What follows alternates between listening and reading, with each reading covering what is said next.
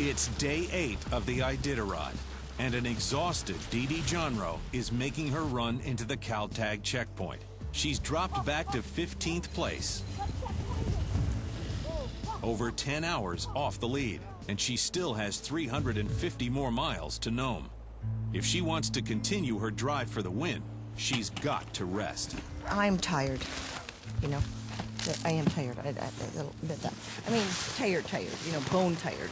I was getting really fried. I wanted to put my team to bed. I wanted to get taken care of, and I needed to lay down. You've been out there more than a week now, but you still have a long ways to go.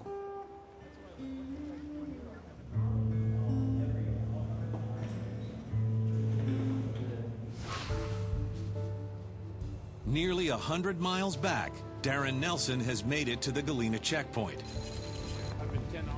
But this is the end of the line for Darren and his team. Yeah, it's just the warm weather's after them. Yeah, and then they quit eating and now they all, 7 of them have diarrhea. I went into Galena with 7 dogs pulling and 2 or 3 in the sled, so I knew at that point that was it. That was it for as far as I could go. I'm not going to push 7 dogs, you know, another 400 miles. Don't film me talking about this. Why, what's that? Because I'm talking about something. Okay. You know, there's a lot of people that helped me, a lot of people that did a lot of stuff for me, fundraisers and stuff, and my brother, my dad. I felt like, yeah, you know, I let them down, you know.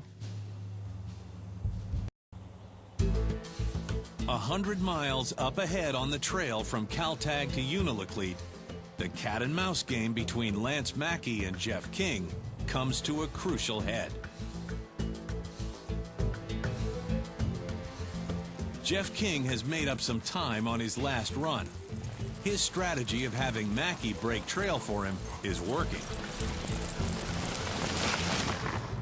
So I departed CalTag and I had a good run. And sure enough, went out about 3 hours, and I'm having trouble staying awake. But through this fighting to stay awake, I focus on my team going by, half a dog team that's sleeping, and I turned around to see that sure enough, there's his whole dog team right off the side of the trail, sound asleep. And he's laying down, and finally, his batteries ran out. And, you know, thank God, I think this is the first time I've been in front of him since we started. After 350 miles of chasing, Jeff King takes the lead. Now it's Lance who has to play catch-up.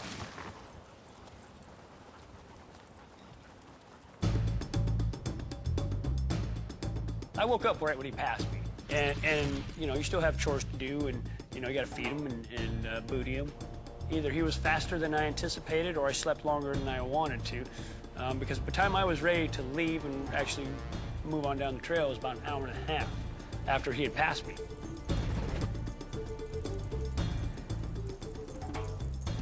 Pretty obvious Jeff's going to beat me at this point. He's been running faster, he's got a stronger team. You know, he's just toying with me. We have Lance Mackey approaching here, coming down the Old Dooman Portage, keeping up some good speed, looks like. Hey. Hey.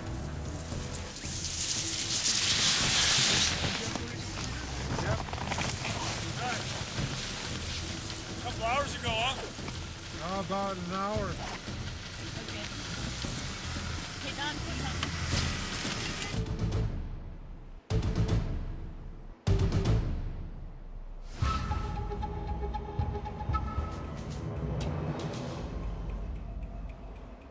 A day behind the leaders, Rick Holt has managed to get his 14-dog team to the Galena checkpoint.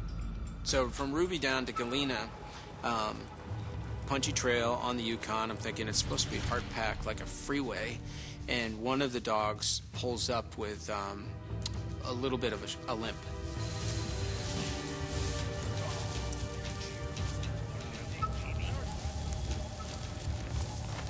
This is our next drop dog. I think this is the drop dog section. Let's see. Right here. Well, hopefully we'll see him eat them. Eat them? Yeah.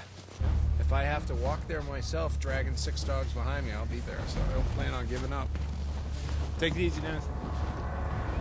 But how the rest of the team will perform to the next checkpoint is uncertain.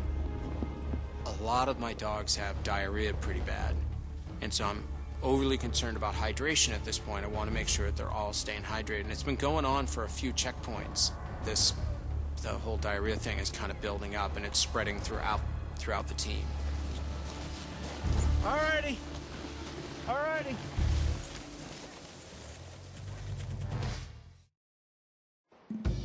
Caltag checkpoint, 11:45 a.m. Martin Boozer is up and ready to get back in the chase. But just 6 hours ago, he was feeling the pain of his accelerated pace. Nothing I can do other than to take a nap. His plan to get to the lead is simple: less rest. It might appear that we're speeding up. We're not speeding up. The dogs go the same steady 10, 12 miles an hour, but what we're doing is we're starting to take some of those reserves away by giving them shorter rests to the point where we get pretty darn tired. So it appears that we're going faster, but we're just structuring the rest-run cycles a little different. Hey, guys, look at that. You're ready to go, big boy? Oh, good boy. As Martin leaves Caltag, he's in 12th place, only 8 hours behind the leaders. Next stop, Unalakleet, 90 miles up the trail.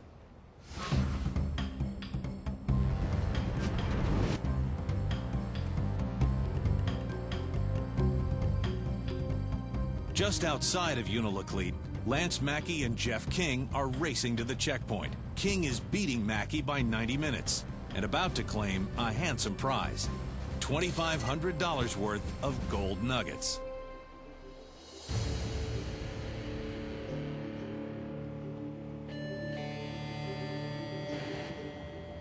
We're at Unalakleet on the Bering Sea coast. The mushers are finally reaching the home stretch of the iditarod. At this point, it's starting to look like Jeff definitely has the stronger team coming up here.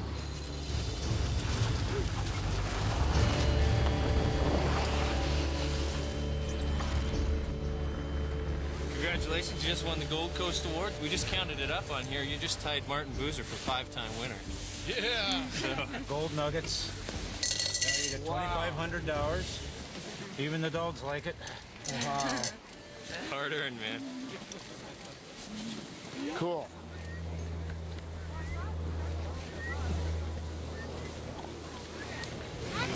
How far is he back there? I figured he's right at my heels.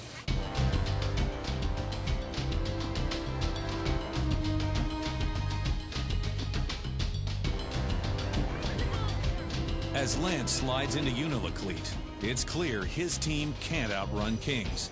If he wants to win, he's going to have to steal the time. The question is, where?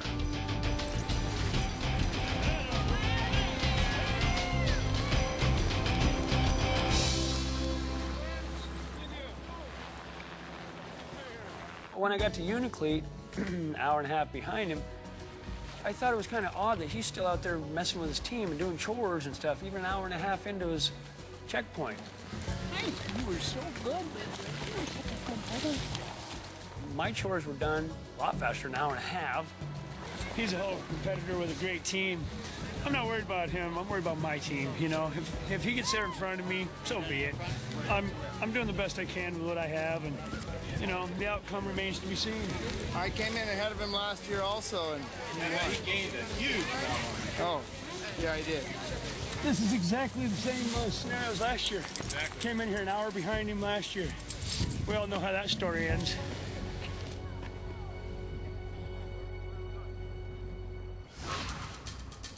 With over 260 miles of race to go, Jeff King claims the top of the leaderboard. Right on his tail is Lance Mackey, and Martin Boozer is gaining quickly. Didi Johnrow is chasing in 17th place. Further back, two rookies are holding their own. But it's time to say goodbye to Darren Nelson. He scratched in Galena.